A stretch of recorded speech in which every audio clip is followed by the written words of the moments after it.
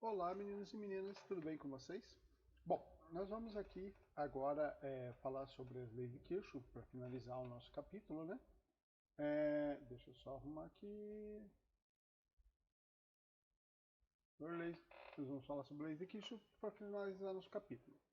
Bom, em primeiro lugar, leis de Kirchhoff se aplicam a circuitos, como vocês podem ver aqui, mais complexos do que aqueles que nós já havíamos trabalhado. E aqui nós temos um circuito composto basicamente por alguns resistores e vemos que nós temos aqui algumas fontes de força eletromotriz ou fontes de força contra-eletromotriz. Esse circuito aqui, ele está no livro que eu passei para vocês, tá? É um exemplo lá do livro, né? Ele usa exatamente assim. Então nós temos alguns resistores e as nossas fontes de força eletromotriz ou força contra-eletromotriz. Lembrem-se da nossa nomenclatura que nós adotamos, onde R maiúsculo se refere a resistores externos e R minúsculo se refere a resistores internos a minhas fontes de força eletromotriz ou força contra-eletromotriz. Ok? Bom, então o que nós vamos identificar aqui nesse circuito? Primeiro, quais são os geradores, quais são os receptores. No caso, eu tenho aqui como geradores de força eletromotriz E1 e E2, esses dois são os meus geradores, e esse aqui é o meu receptor, ou seja, é o meu gerador de força contra eletromotriz. Ah, professor, como é que eu identifiquei aqui? Aqui vocês não têm como saber, quem diz para vocês é o livro. Então, em determinados circuitos é possível verificar isso, em determinados circuitos você vai ter que chutar, ok? É isso mesmo, vai ter que supor quem é, quem não é. Depois nós vamos ver um exemplo que eu vou dizer para vocês o que orienta nisso. Então, feito isso, identificamos quem são os geradores, quem são os receptores, as resistências internas, as resistências externas. Nós vamos identificar o que nós chamamos de nós. O que são os nós? São essas junções dos circuitos aqui, onde nós identificamos o nó B e o nó E, certo? Note que aqui A, F, D e C não são nós. Nós são essas junções aqui dos circuitos.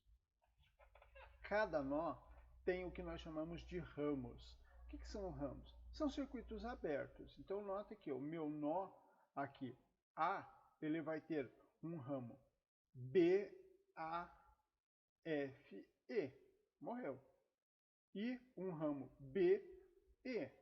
Um ramo B, C, D e E. Então, eu tenho aqui, a partir desses nós aqui, eu vou ter esses ramos aqui. Eles não são ramos fechados.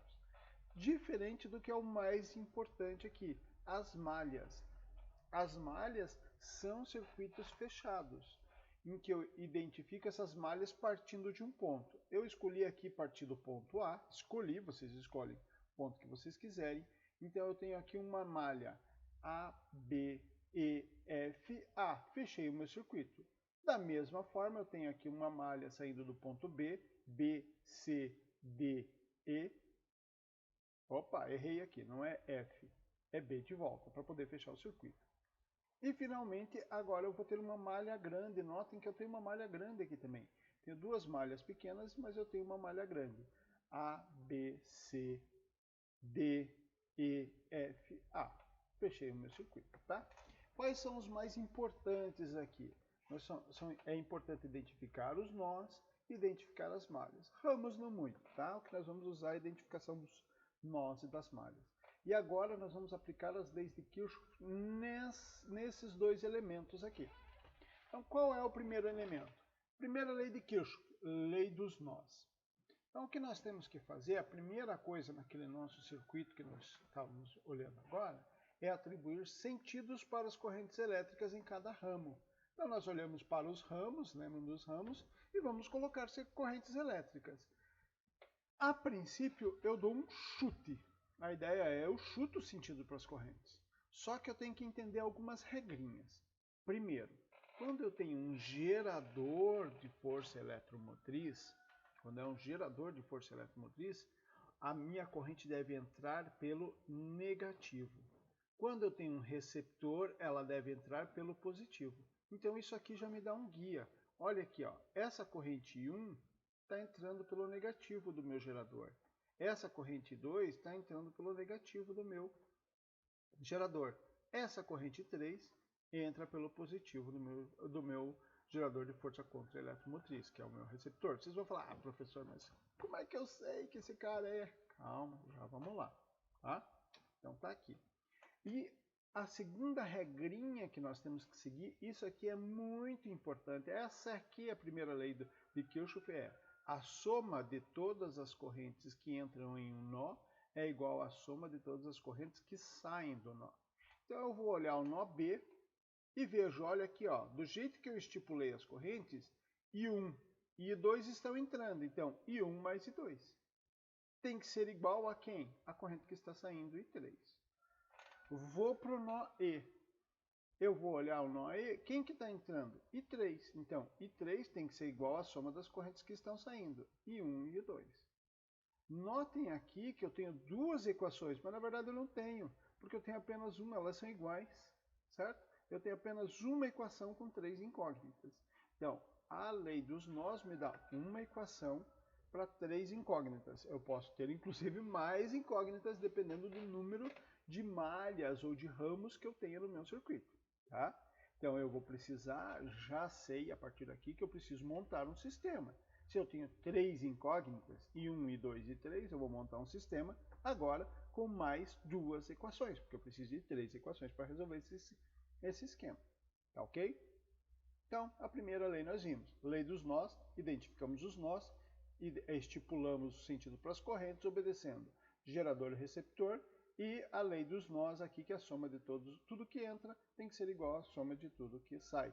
Isso se dá pelo fato da conservação de carga elétrica, ok? Segunda lei de Kirchhoff, lei das malhas. Então, assim como nós olhamos os nós, agora nós vamos olhar as malhas do nosso circuito. Então, nós identificamos já as malhas dos circuitos, né? A, B, E, F, A, B, C, D, E, B. Identificamos as nossas malhas.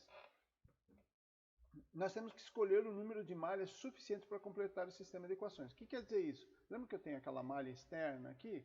Não me adianta muito, então eu vou pegar só essas malhas internas para que eu abrace todas as variáveis e eu consiga escolher o número de malhas para completar o meu sistema de equações, ou seja, ter 3 incógnitas com 3 equações. Certo? E o que diz a lei das malhas? Percorrendo uma malha fechada em um certo sentido, a soma algébrica das DDPs é nula. Então, olhando aqui de forma genérica, eu peguei a malha que eu chamei de alfa e a malha que eu chamei de beta. Vou percorrer essas malhas a partir de um certo ponto e um certo sentido, como a gente já tinha falado antes. Percorrer a partir do ponto A. Então, eu vou escolher percorrer nesse sentido aqui alfa e esse sentido beta. Então, o que eu vou olhar? A soma das diferenças de potenciais é nula. Então, eu vou ter VAB mais VBE mais VEF mais VFA igual a zero. Mesma coisa aqui. VBC mais VCD mais VDE mais VEB igual a zero. Mas isso aqui ainda é genérico. Somei os potenciais. Lembre que esses potenciais, o que eu vou estar medindo de VAB? A queda de potencial no resistor 1. No VBE, a queda do potencial no resistor 2 mais o potencial do E2. Aqui, EF, a queda do potencial no resistor 2. FA, potencial no 1, no gerador 1, mais a queda do potencial em R1. Tá? Vamos colocar agora como que se faz com isso. Agora eu tenho que adotar alguns critérios para definir sinais aqui de queda de potencial ou aumento de potencial. Então, só chamando a atenção de vocês, eu estou seguindo uma metodologia. Vocês podem ter visto em cursinho, em outras, é uma metodologia um pouco diferente. Então, vamos seguir essa que é a que está no livro de vocês. Tá? Então, reproduzindo aqui o que nós definimos antes para malha alfa e malha beta, e vamos olhar quais são as regrinhas que nós vamos aplicar. No resistor, quando nós olhamos para cada um desses resistores aqui, tá? Se eu estiver percorrendo a malha no mesmo sentido da corrente, a queda de potencial vai ser positiva. E aqui eu usei um exemplo, ó. VAB eu estou no mesmo sentido de R1. Então a queda de potencial vai ser positiva. Mas, como que é a queda de potencial num resistor? R vezes I. R1 vezes I1. Certo? Se eu estiver no sentido contrário da corrente, eu tenho aqui um exemplo, VBC. VBC, tá? VBC menos R2 e 2. Aqui, ó, VBE menos R2 e 2. Tá? Vou corrigir depois isso aqui. Então, aqui é VBE. Tá? VBE menos R2 e 2. Por que menos? Porque eu estou no sentido contrário da corrente elétrica aqui. Certo? Nos força eletromotriz e contra-eletromotriz, ou seja, nos geradores e receptores, vale o sinal de entrada do percurso. Então, se eu for olhar os geradores, ó, vou vindo por aqui, vou vindo por aqui, o primeiro que eu encontro, E2, sinal positivo, mais E2. Venho por aqui, opa, menos E1, tá aqui.